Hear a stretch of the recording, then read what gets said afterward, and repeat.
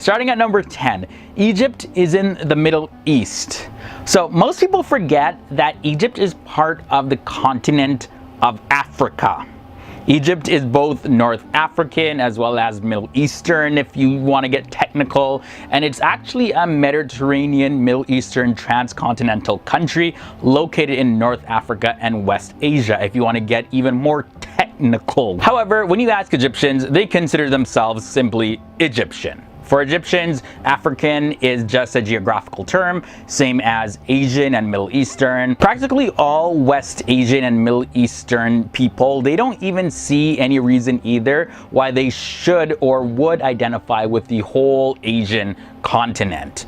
Either way though, Egypt, yes, is predominantly in Africa. A lot of people simply don't know that or just completely forget. Number 9, Egyptians live in the desert. Although more than 90% of Egypt's land is desert, they actually live in the remaining 10%. In addition to lots of desert reclamation works that have been undertaken over the years, making it possible for people to live there. Therefore, there's actually vibrant cities, and they have buildings as well as proper infrastructure.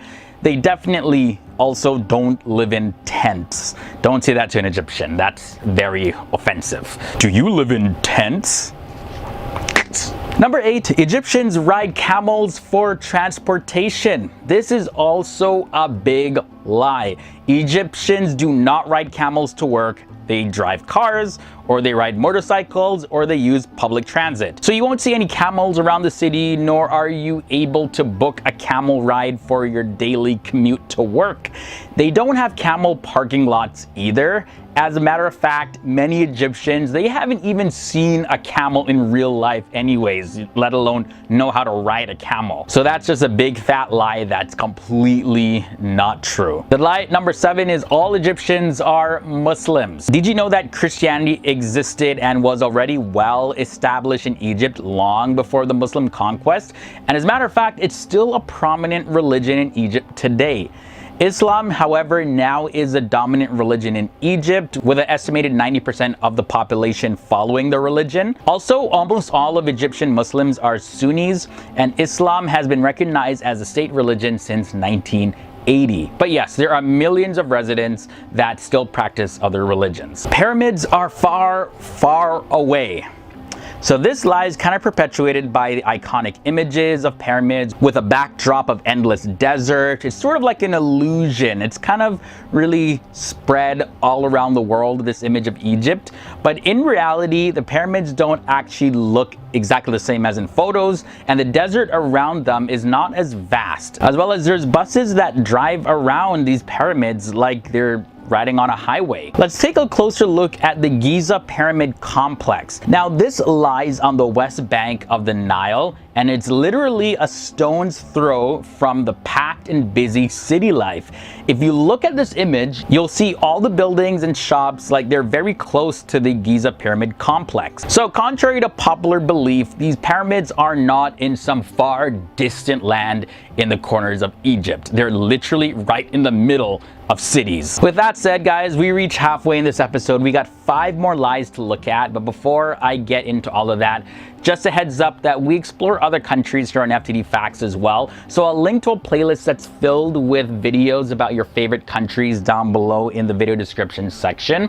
Also, we explore other topics like religion and world culture. And just for you, I'm going to include a playlist with those videos as well. It's also going to be in the video description section. So if you find this video interesting, you definitely are going to find at least one of those videos as interesting or even more interesting. All right, well, enough self-promotion in this video. Let's just get back into this episode. Continue with number 5. Egyptians speak their own language. Okay, the predominant dialect in Egypt is Egyptian Colloquial Arabic, or Masri Egyptian. Literary Arabic is the official language and the most widely written. It's also the liturgical language of Islam, which of course is the majority religion. There's also Modern Standard Arabic, or Al-Fusha, which means clear Arabic, and that developed out of classical or medieval Arabic. And this is learned only in schools and is the common language of the educated persons throughout the Arab world. Now, it's taught in most Arab countries, and that's why they can understand each other even if they have different dialects. There's a huge percentage of Egyptians also that speak English, and a good number of them speak French as well as German, as well as others speak Italian and even Russian. So yeah, if you travel to Egypt, you'll be 100% fine. You won't get lost in some sort of ancient coded language or anything like that. I know a lot of mystery and cryptic symbols and everything are associated with Egypt, but yeah, when it comes to their language, you're not gonna have to sit there and try to crack the code of what the Egyptians are talking about. Moving on to lie number 4, Egyptians are not friendly to tourists. And yeah, this one is just not true. Egyptians are one of the most hospitable and generous people in the entire world. And some would even say that their generosity and hospitality gets really uncomfortable because they literally wouldn't even take no for an answer. They'll hold you down, hold your mouth open, and feed you. That's how generous they are. No guys, well of course I'm exaggerating, but you kind of get the point. They're extremely friendly people, they're helpful as well, and they would never make you feel lonely or out of place. So don't be surprised if you go and visit Egypt if you're interrupted by a person, a stranger even, that's just gonna give you feedback about anything, even if that thing has nothing to do with them. They just want to help you out somehow or fill you in on information that you may not know. Number 3, now this one it's gonna make you laugh. Everyone walks like an Egyptian. Okay, this is the first time I've seen this, all right? So check this out, guys. Walk Like an Egyptian is a song that was recorded by the American band The Bangles, and it was released back in the year 1986. Now, it's largely responsible for this misconception, and also images of ancient hieroglyphs like this one on your screen are sort of responsible for people thinking that Egyptians actually walk and move around like this. Now, the person who wrote this song, his name is Liam Sternberg, and he said that he got the idea when he was on a ferry boat and saw people struggling to keep their balance. And he said that the way they held out their arms and jerked around made it look like they were doing some kind of Egyptian movement, and that if the boat actually suddenly moved, they would completely fall over. But despite what the song or even some movies portray, people in Egypt, they walk and dance like normal human beings. The only people who actually walk like an Egyptian are just the tourists that don't know any better. And oh god, it's one of the funniest things I've ever seen in my life. Really? People thought Egyptians walk like that? Moving on to number 2, speaking of dancing and moving around, this next lie is Egyptian women belly dance. Many people think that it's simply a rite of passage for women. Oh, you're an Egyptian woman. All right, do some belly dancing for me. But when you speak to Egyptian women, a lot of them just have a very hard time even twisting their belly from one place to another. It's just not something that everybody knows. Although belly dancing is deemed as a form of art by some people, it's also something that is very frowned upon by many people in Egypt. So you won't really see women everywhere belly dancing or even revealing their stomachs for that matter. And the final lie we're gonna look at in this episode is all women don't have rights. So this last point is a little bit controversial, so let me break it down for you. Egypt is seen by many as a divided society, and is identified as an elite versus street society. The people who are viewed as elite are Western educated, they're very literate in English, and they hold high status jobs in large corporations, in the military, as well as in the government and different parts of society. Now, the elite versus street divide has consequences for female life opportunities as well. Elite families believe in gender equality, and that pretty much means that they're seen as equal with men, and they should be treated equally as well. Now, the elite women are able to vote, they're able to work in transnational corporations, as well as teach in universities and participate as citizen activists. Now, on the other hand, there are those of the street, and some men of the street class, they treat women as property without rights, and women of the street class are not allowed to vote or hold high positions in leadership or work to make their own money. Most street class women labor long hours at family-owned basic needs establishments, but this is considered service to the family and not necessarily considered work. Starting with lie number 10, sandstorms and extreme heat all the time. See, this is one of the biggest misconceptions about Egypt, is that it's just a big desert and therefore there's all sandstorms happening all the time and really hot weather all day, every day.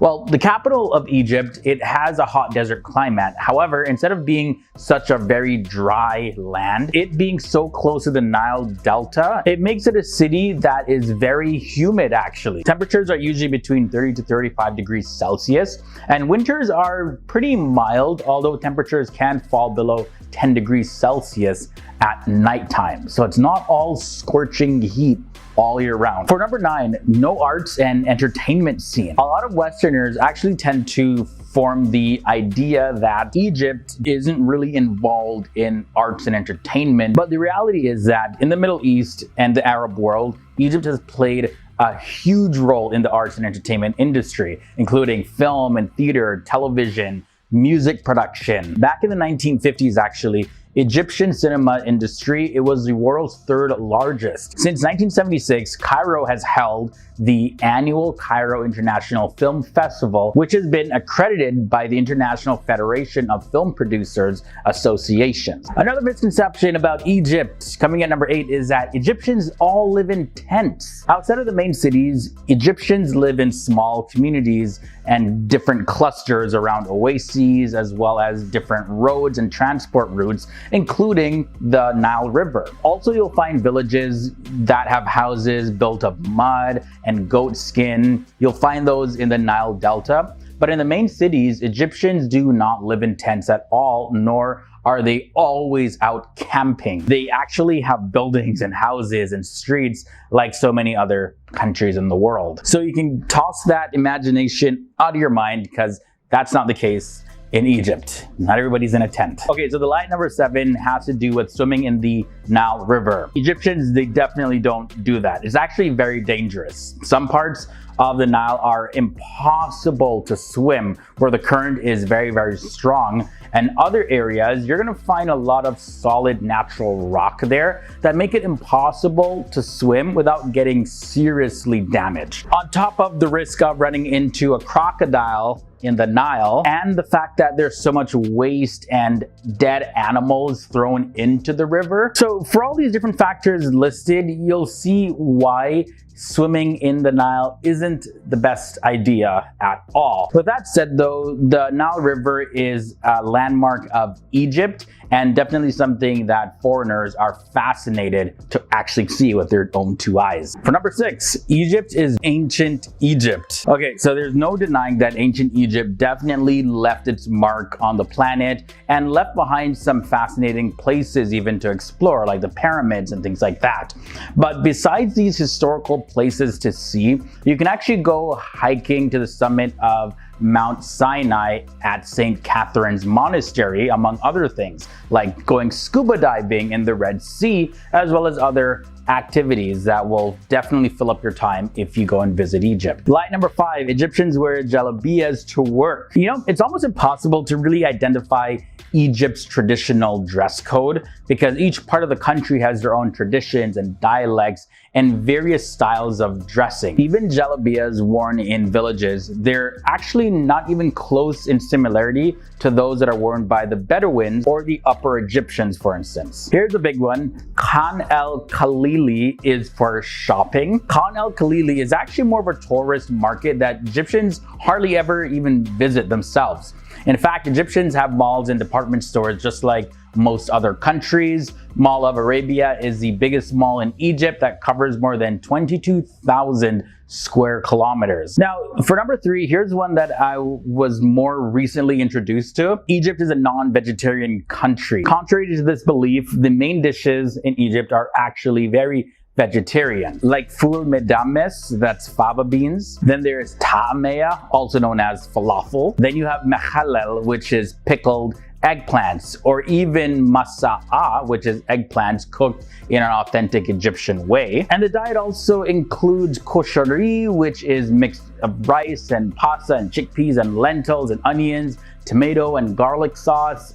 Delicious. And then, of course, I can't forget molohea, which is something that you definitely have to try. It's one of those foods that you have to taste yourself because it's going to be so hard for you to understand it if someone's trying to explain it. Trust me, I've tried it before on several occasions. It's really good. The lie number 2, Egyptians know Farsi, aka Persian. Although Arabic and Farsi are both written from right to left, Arabic and Farsi, they're totally different languages. This is a common Western misconception of the languages, by the way. Now, you do find some overlapping sounds in both of these languages, but the similarity between Farsi and Arabic is kind of like similarities between English and French. You see, they're totally, completely different languages, but certain similarities can be found. Now, we end this episode off at number 1. Egyptians aren't funny.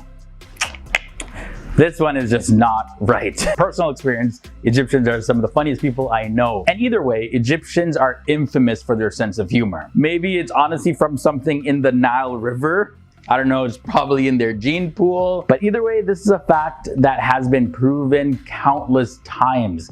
Egyptians, they resort to sarcasm and humor to express their own viewpoint or also to avoid any problems. When Egyptians tell a joke, oftentimes their purpose isn't really to make you laugh, more so it's to make themselves laugh. So I've been told anyways. Starting with discovery number 10. The discovery of King Tut's tomb. This tomb was unearthed in 1922 by a team that was led by Howard Carter, and the tomb was filled with a lot of different treasures, including King Tut, or as he was known as, King Tutankhamun's death mask, which today is very, very, very iconic. Google his name and that's the first thing you see.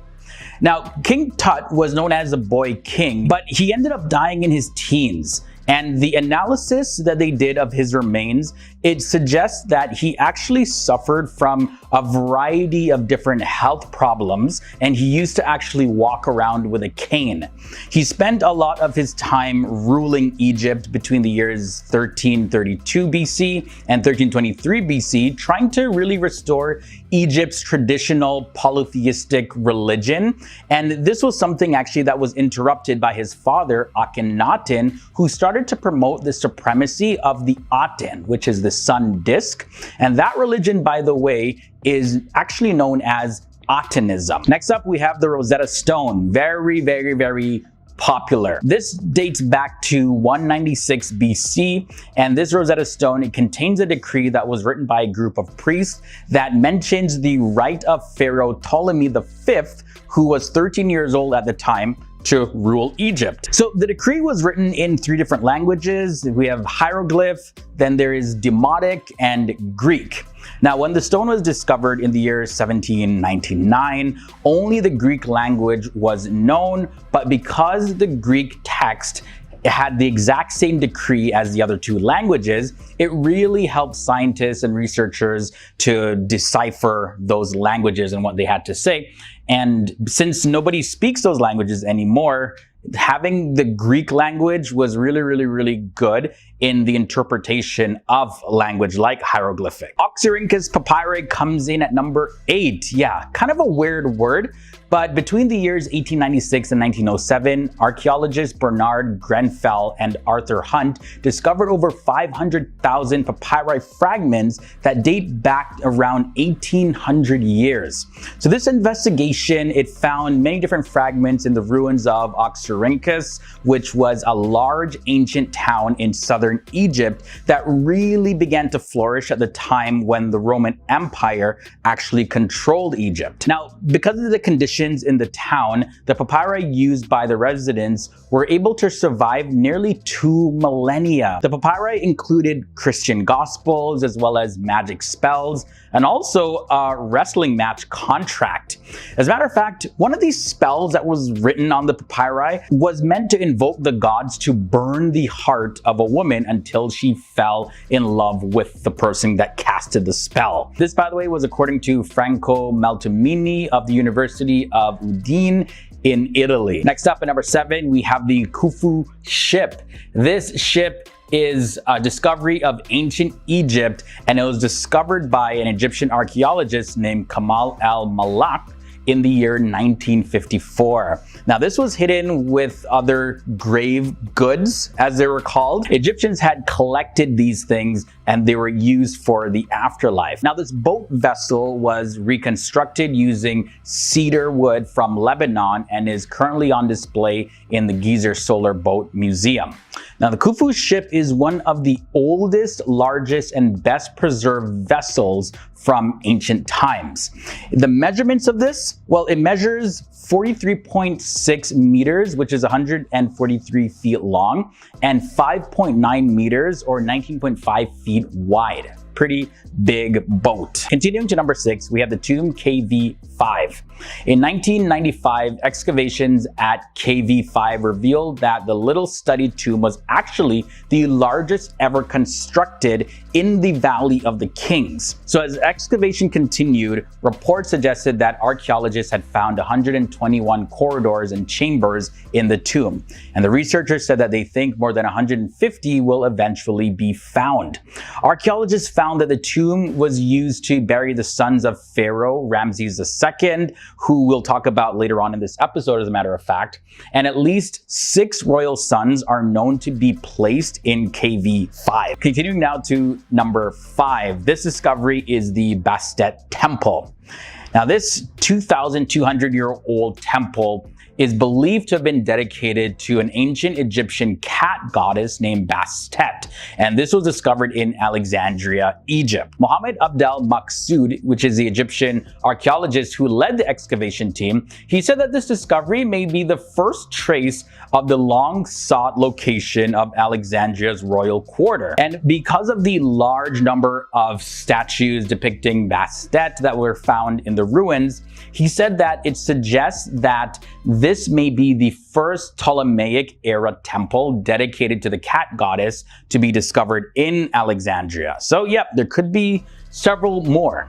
Now, this would indicate that the worship of an ancient Egyptian deity actually continued during the later years when the Greek had a lot of influence in Egypt during the Ptolemaic period. Next up at number 4, we have the Valley of the Golden Mummies. This is a very interesting one. So, after intensive excavations were going down, Egyptian archaeologists, they released some details of what is described as one of the most spectacular discoveries in Egypt in recent decades. Never before have such a number of mummies been found in a single site in Egypt. And those were the words by Dr. Zahi Hawass, who is a director of the Bahariya excavations, and he said this in an interview. Now, in some of the tombs that were explored, archaeologists, they counted over 100 mummies of men, children, and women. They say that entire families actually appeared together, and some of the bodies were wrapped in plain linen, but others were decorated with masks and painted scenes of cartonnage, which is made of linen and papyrus that served as a mummy case.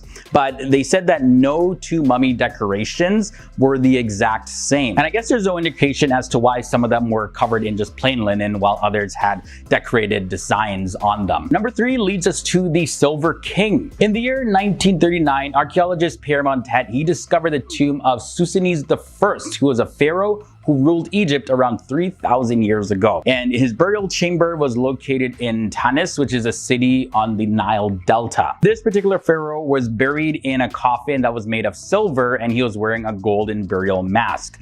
Now, Susanes I is sometimes called the Silver King because of his silver coffin. Susanes I, he was a chief priest of the sun god Amun-Ra at Tanis, and his family lineage can be traced back to the great pharaoh Ramses I. And by the way, Susanes, if you're wondering, that name there, it means the star appearing in the city. Getting down to the last 2 discoveries. Coming in at number 2, we have the pyramid town at Giza. Since the year 1988, there's a team of archaeologists from the AERA, or the Ancient Egyptian Research Associates, and they've been excavating a town near the pyramid of Menkaure on the Giza Plateau. And this pyramid for the pharaoh Menkaure, who reigned from roughly the years 2490 BC to 2472 BC, was the last of the pyramids constructed at Giza. And the people who lived at Giza would have actually been heavily involved in building this pyramid. The discoveries made at this town include barracks for soldiers, as well as a giant house for senior officials, and also a discovery was made of a port that was used to import goods. These discoveries provide a lot of information about the people who built the pyramids, as well as the logistics and the thought process behind pyramid construction. Even details of what the people were fed during the construction of the pyramid. So a whole lot of information came out of this, and as you can imagine, a whole new world of discovery and research opened up. And the final discovery I'm going to share in this episode is the discovery of Ramses II. He was the third king of the 19th dynasty that reigned between the years 1292 and 1190 BC of the ancient Egyptians who reigned from 1279 to 13 BC. And that, by the way, was the second longest ruling dynasty in Egyptian history. Ramses II was known for his extensive building programs and initiatives, and for many of the massive statues of him that were found all over Egypt. He's probably one of the most widely known pharaohs, even to people who aren't even interested in learning about ancient Egypt. Either way though, the tomb is not the longest tomb of any of the kings that were found in the Valley of the Kings, but it's probably the largest when it comes to area. It covers more than 820 square meters, which is 8,800 square feet. And by the way, one thing to mention was that papyrus actually indicated that there was a robbery of Ramses' tomb, and this dates back to the 28th year of the reign of Ramses III. Now, the mummy of Ramses II was not found in its tomb though. It was first removed to the tomb of his father's KV-17 during ancient times, and then it was moved to Deir el-Bahari, where it was discovered in the year 1881. Pretty magnificent that the pharaoh wasn't even found in the tomb. Either way though, the identity of the pharaoh in the story of Moses and the Exodus recorded in the Bible and the Quran has been a subject of a lot of debate, but many scholars do accept that it was King Ramses II who ruled at that time. And that's what makes this discovery so surprising and amazing.